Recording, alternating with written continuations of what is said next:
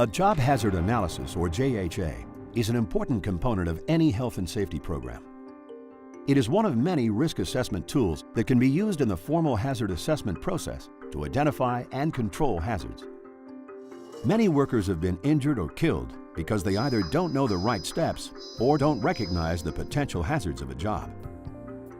JHAs help establish proper operating procedures and provide recommendations for preventing or eliminating hazards.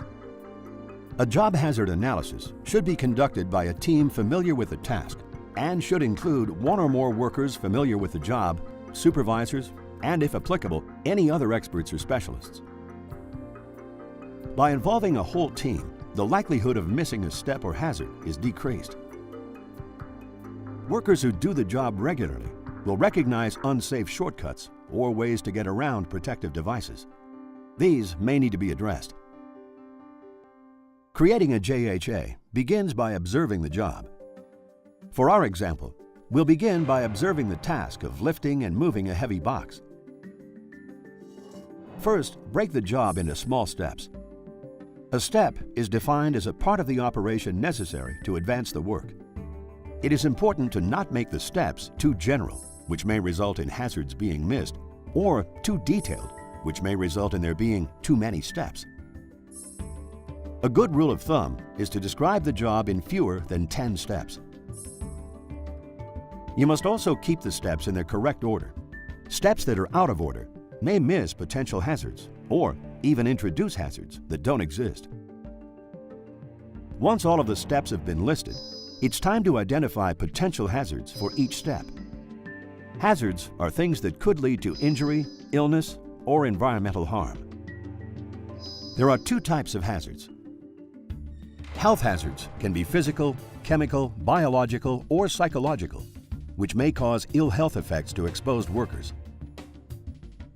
Safety hazards are substances, processes, actions, or conditions that may endanger the immediate safety of workers. Go through each step and identify what potential health or safety hazards exist within that step. Each step may have more than one hazard, so number each one with the step number. It is also important to assess the risk of each task and hazard. This can be done by showing the severity of the hazard and the probability of it occurring.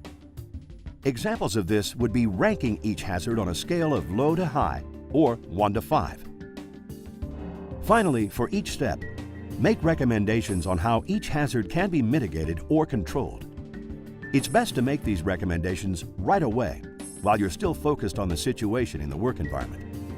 This way, you can see how the recommendation will work or if it'll cause other problems. Start at the top of the hazard list and then work your way down. When making recommendations, you should first try to eliminate the hazard or substitute it with something less dangerous.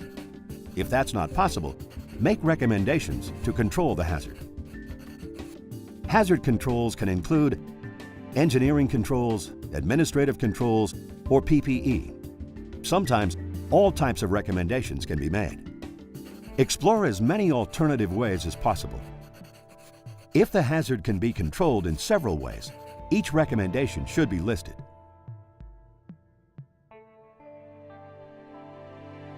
A JHA is not only useful to communicate the hazards of a job, but also form the basis for safe work practices and safe job procedures. It also provides step-by-step training for new employees being taught how to do the job. Or, if an injury or illness occurs, a JHA can provide a starting point for any investigation and remind employees of safe operating procedures.